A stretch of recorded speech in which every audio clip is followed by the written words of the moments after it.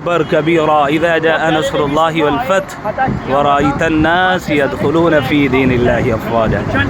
اس آیت کے بعد جب اللہ تعالیٰ کے نبی علیہ الصلوۃ والسلام صلح حدیبیہ میں واپس چلے گئے، اللہ تعالیٰ نے پھر فتح مبین سے ان کو نوازا. انا فتحنا لك فتحا مبینا لیغفر لك اللہ ما تقدم من ذنبك وما تأخر. اس کو مسجد فتح کہا جاتا ہے. سن 8 ہجری میں حضور صلی اللہ علیہ وسلم نے جب مکہ فتح کیا تو یہی وہ مقام ہے جہاں پر حضور صلی اللہ علیہ وسلم نے اپنی فتح کا جو ہے علم لہرایا. علم یعنی کہ جھنڈا گاڑا. اسی کو مسجد، آج یہاں پر اس کو مسجد بنا دیا گیا. اب اس کو مسجد فتح کے نام سے یاد کیا جاتا ہے. یہی وہ مقام ہے جہاں پر سن 8 ہجری میں رسول اللہ صلی اللہ علیہ وسلم نے مکہ فتح کیا اور یہاں پر اپنا علم لہرایا. یہ آپ دیکھ سکتے ہیں مسجد فتح کا منظر. اللہ اکبر، کیا وہ خوشنما منظر تھا جب اللہ کے نبی علیہ الصلوۃ والسلام انا فتحنا لک فتحا مبینا یہ کہتے ہوئے یہاں پر داخل ہو رہے تھے، اور اللہ تعالیٰ نے حضور صلی اللہ علیہ وسلم کو ایک فتح مبین سے نوازا. یہ تمام کا تمام منظر جو ہے یہ یہ مسجد فتح کا ہے.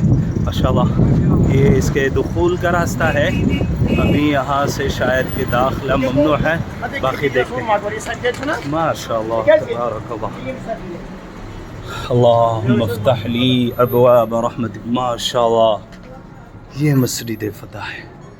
اللہ اکبر کبیرہ، اللہ اکبر. ماشاءاللہ اسی کو مسجد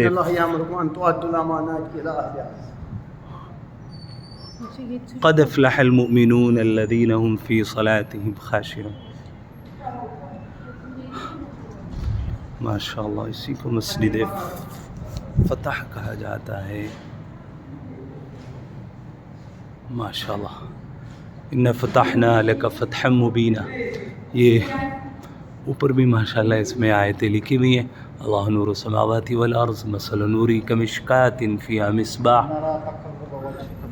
ماشاءاللہ یہاں کا محراب ہے اور یہ تمام منظر ہے اس مسجد کا. ماشاءاللہ